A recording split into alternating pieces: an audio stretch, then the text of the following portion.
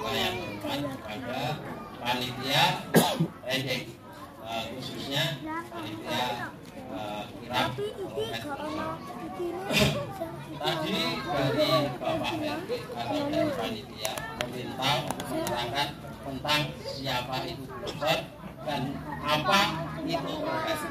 Ini aku jelaskan dari runtut dari awalnya. Bah longsor itu wadanan, namanya Prono Kusumo Jati. Jadi Sunan Kudus. Sunan Kudus itu punya istri dua yang kami ketahui. Bisa saja istrinya tiga. Yang kami ketahui itu istri pertama Dewi Rahel itu punya anak namanya Amir Hasan. Amir Hasan atau disebut Panembahan Kudus atau disebut Panembahan Wali. Punya anak namanya Panembahan Pekaus, lain dengan Panembahan Makaus. Panembahan Pekaus punya anak Katandur Bangkal, makamnya di Madura. Punya anak Makrifat Jati, punya anak Prono Kusumo Jati. Prono Kusumo Jati itu dipanggil Blongsor. Blongsor itu zaman dulu wadanan. Mungkin yang umur 60 tahun ke atas, mungkin seumuran saya ke atas, mungkin paham tentang siapa itu Blongsor. Dulu riwayatnya pertama kali yang ditempati Gugopur itu, dulu itu punya yang terakhir yang kami ketahui Raden Nganten Sulastri. Raden Nganten Sulastri itu gendengnya sampai dengan Blongsor, termasuk orang Redeng semua, yang asli Redeng maksud saya. Rata-rata terah dari Blongsor, rata-rata. Jadi itu istilahnya gimana ya?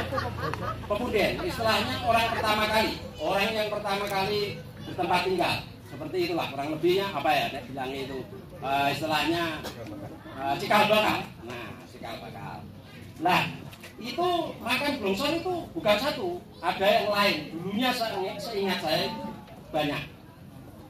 Yang di sini kena DPU, kena perairan sungai DPU yang dulu waktu itu masih disebut regasi, bukan irigasi, tapi waktu itu waktu kecil itu namanya ingatku regasi. Nah ini contoh saja. Kenapa itu dipanggil Blongsor? Zaman dulu kan belum ada TV sini, belum ada yang punya TV.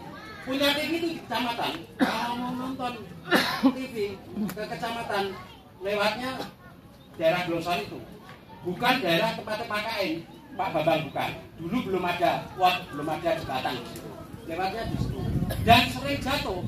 Sering jatuh itu bukan kesalahan Blongsor, kesalahan yang lewat karena lokasinya licin dan pereng sungai. Jadi orang lewat sering jatuh, sering blongsoran. Jadi diwadani Blongsor. Jadi mbah itu diarani Mbah Blongsor. Itu Blongsor itu sebutan orang blongsoran, orang sering jatuh. Sama seperti pulau ini bingung. Waktu yang saya nggih, Pak Tokobong meninggal dunia. Kalau kan pun pindah teng Sumber. Waktu Pak Tokobong meninggal dunia, kalau dikasih tahu, Pak tanggamu Niharto meninggal dunia. Niharto itu sopo? Kan kalau betul ngerti.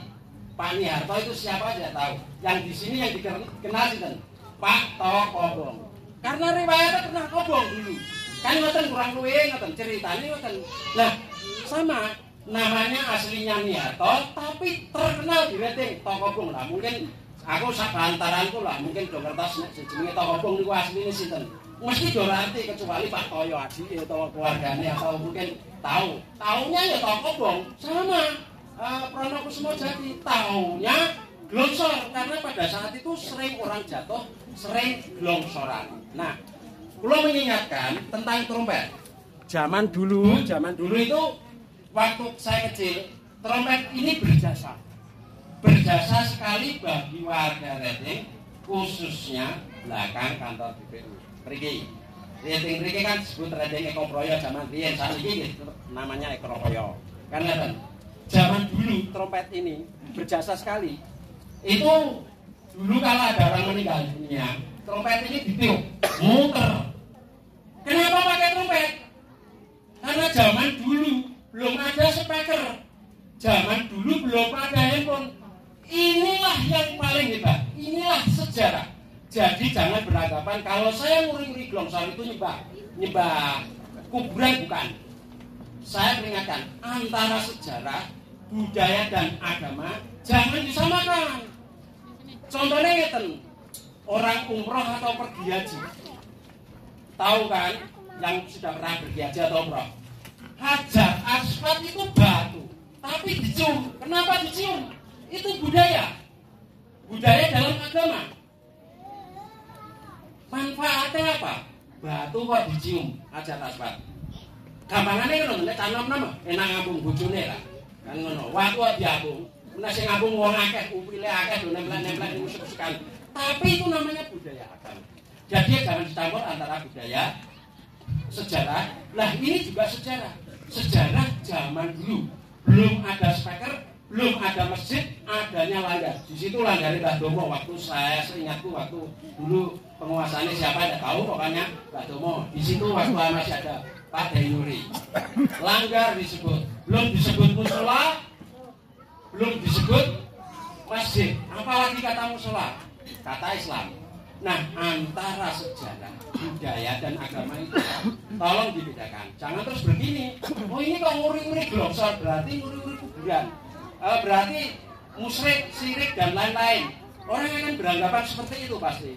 Bukan, saya nguri-nguri ini atau kami nguri-nguri ini. Nguri-nguri budaya sejarah. Seperti Indonesia. Indonesia yang dijadikan pusaka apa? Bendera merah putih. Bendera merah putih kenapa dijadikan bendera pusaka? Apa boleh bendera merah putih, bendera pusaka itu dibuang sembarangan? Kan nggak boleh. Itu diuri-uri. Zaman dulu bendera merah putih itu dijahit dengan tangan. Mungkin karena belum ada mesin jahit. Dijahit dengan tangan. Sekarang disimpan di negara, di museum negara. Bendera merah putih yang dijahit sama tangan. Itu dijadikan bendera pusaka. Yang dia tidak bertuah. Seperti niki boten bertuah. Orang anu tuae, niki ora ono gunane gitu loh. Termasuk keris. Saya memegang keris bukan berarti terus aku mundi-mundi keris, bukan mundi-mundi keris. Saya pun mau membanting keris, tapi nek iki boten tak banting. Sebab apa? Kerisnya kula tulisannya Asmaul Husna. Saya suka yang berhubungan dengan muslim. Keris ini tulisannya Asmaul Husna. Jadi kula ora mungkin banting, tak dua ora mungkin. Kurang luwih gambaran seperti itu. Nek trimo trompet ngeten atau kuburan, nggih sudah biasa pun dijahit. Gampangane ngoten. Nah, jadi panjenengan sedaya harus bisa membedakan antara seni budaya atau ya apa yang dimaksud sejarah budaya dan lain-lain itu harus kalian ketahui. Jangan terus beranggapan miring. Maksudnya gini, loh glosor itu kuburan. Apa diuri-uri? Trompet itu hanyalah sebuah mainan anak-anak. Kenapa diuri-uri? Bukan sejarahnya. Dulu tanpa ada trompet, kita bingung kalau ada orang mati gimana caranya? Wong belum ada handphone, kan gitu. Dan kenapa? Trompet itu mengingatkan kita kematian. Kalau trompet berbunyi, berarti kita mengingatkan kematian. Siapapun. Pada saat dulu saya di rating, teman saya sebaya banyak yang bermain sama saya. Sekarang mana? Temanku sudah berkurang banyak sekali. Kita tahun depan lagi nggak tahu siapa sih dipanggil malaikat, nggak tahu. Sekarang kita kumpul, tapi sesok tahun ngarep apakah bisa kumpul? Kan ngoten, kurang lebih. Eling-eling kematian itu bagaikan arisan. Bedane nek arisan kepengen untuk dhisik, nek mati kepengen untuk keri. Kan ngoten. Nah, coba nek mati kepengen untuk dhisik, coba ana sing bilang, ketemu malaikat krungu langsung menaiki dotehan terus semua, mesti Sherlock. Malaikatnya takut Sherlock ya, di tempat ini malaikat jemput terakhir, Sherlock. Kan kurang lebih seperti itu. Nah, ini saya ulangi lagi, ini hanya budaya saja. Budaya rating zaman dulu kita uri-uri, bukan berarti ini saya sembah atau mungkin Mbah Blongso saya sembah, enggak. Tetap lebih baik Gusti Allah. Ya, jadi harus disampaikan. Jadi kadang-kadang orang berpendapat apa ini trompet kok dianu? Ini apa syirik? Itu bid'ah. Semua dibilang bid'ah. Mic pun bid'ah. Zaman Kanjeng Nabi dulu kan belum ada mic gini. Apa waktu Rasul itu dulu dakwah pakai mic? Apakah saya pakai mic ini bid'ah? Kan begitu. Apakah kita pakai handphone bid'ah? Kalau dipikir bid'ah, semua bid'ah. Masjid pun zamannya Rasul, tanah keras digebok-gebok itu sudah dianggap suci. Belum ada keramik. Tapi kalau masjid keramik tidak berarti kita membedakan. Nah, jadi harus bisa membedakan antara agama, budaya, sejarah itu harus dibedakan semua. Jangan dicampur aduk antara agama dan budaya dan sejarah ini campur aduk. Dikira itu kira trompet dikira bid'ah karena nggak ada aturan Nabi. Memang nggak ada aturan Nabi. Nah, begini, contohnya begini. Kita itu budaya Jawa itu begini, pakaian jalur jangkep. Yang pakai hitam-hitam itu pakai jalur jangkep itu budaya Jawa, termasuk yang dipakai para pengantin orang-orang sini. Itu budaya. Budaya Arab, pakaiannya juga lain lagi. Arab bukan berarti baju koko loh, baju muslim seperti ini bukan. Baju koko bukan. Koko itu baju Cina, namanya aja koko. Kedung yang bulat itu pun kedung Cina. Tapi orang pakai kedung bulat seperti kedung Pak Haji. Kalau orang nyebut Pak Haji, pakai baju koko, oh itu baju muslim. Belum mesti. Kan gitu. Yang muslim jelaskan Arab Saudi, bajunya jubah. Lah itu namanya budaya. Budaya bedakan dengan agama. Budayanya Arab seperti itu. Budaya kita seperti ini. Zaman dulu, bapak dulu, budaya ngamal selalu ada. Kalau menjelang 27 Rejab, zaman dulu, mesti bapak masih ingat. 27 Rejab itu halnya Mbah Gongson. Itu tonggo saling leleh menjelang godon itu loh. Nah menjelang godon bapak masih ada enggak ini?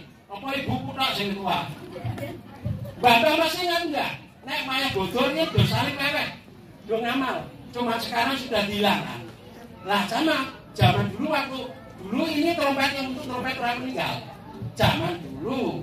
Tapi sekarang ini kan sudah dihilangkan. Lah zaman dulu tanggal 27 Rejab ruah, Rejab sampai ruah menjelang poso. Itu tonggo-tonggo rating selalu lewat, saling beramal. Tidak saling memberi buah atau makanan ke tetangga. Tapi budaya itu hilang. Itu budaya. Ingat ya, budaya. Budaya itu bedakan dengan agama. Contoh begini. Jenengan mesti di Kudus, khususnya Rating atau mungkin sekitarnya. Tahlilan itu loh, 3 hari, 7 hari, 40 hari, 100 hari mendak pisang, mendak videonya itu. Itu anjuran siapa? Di agama mana?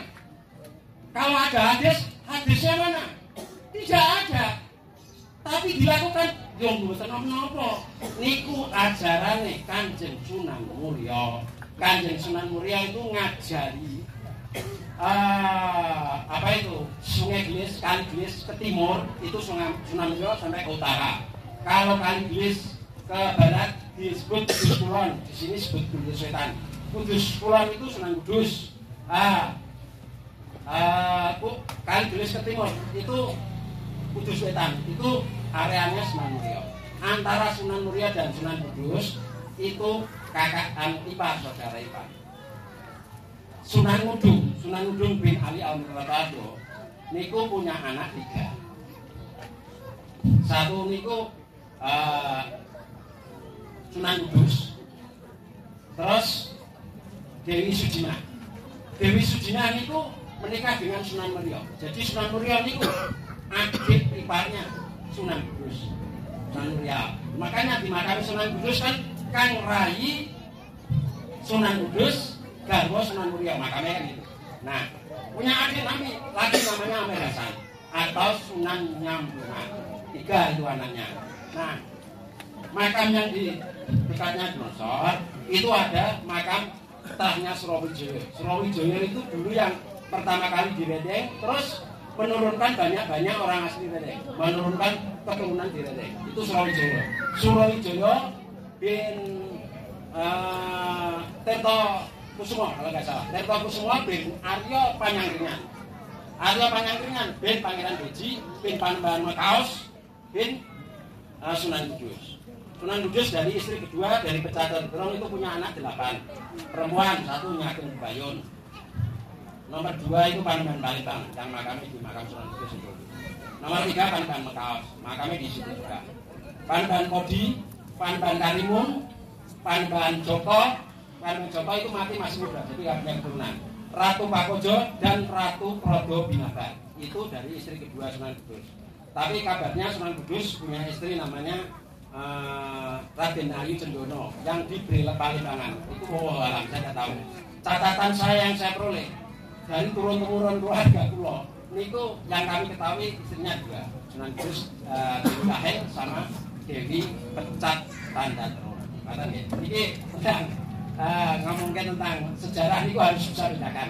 Dan nanti misalkan ada pertanyaan lain tentang longsor, apa sing kula sampeyan misalkan dereng kesampaian, kula di WA atau kasih tahu kalau perlu ditanyakan, monggo tak kali kula silakan. Dan ini berhubung sama teman-teman. Assalamualaikum warahmatullahi wabarakatuh.